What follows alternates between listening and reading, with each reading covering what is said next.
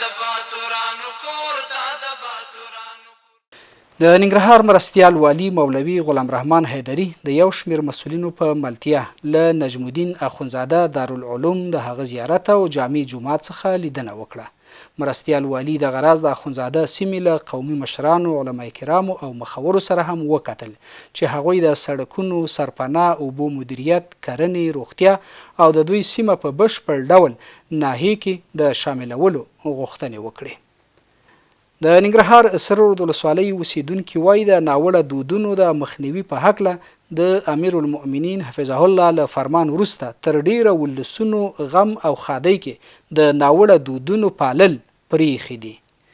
بل لورته د سره رود ولسوالۍ مسؤلین وایي د قومي مخورو او علماو په هڅو او د عامه پوهاوي په پایله کې غم او ښادۍ کې 90% غیر شرعي دودونه او رواجونه پای ته رسیدلي دي.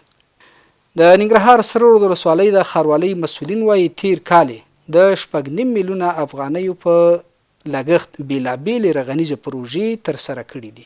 مسؤلین وایي په دغه پروژو کې د سړک کانکریټ کول، پلچکونو جوړول، د بازار روښنایي لپاره لایټینګ سیستم او پلو لارو جوړول شامل دي.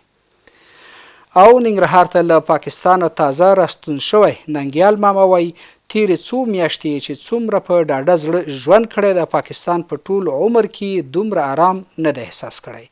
د دلته د ننګرهار ولایت جلال آباد ښار بنیګا سیمه کې یو کوچنی کاروبار پیل کړی او څو نور ځوانانو ته هم د کار زمینه برابره کړې.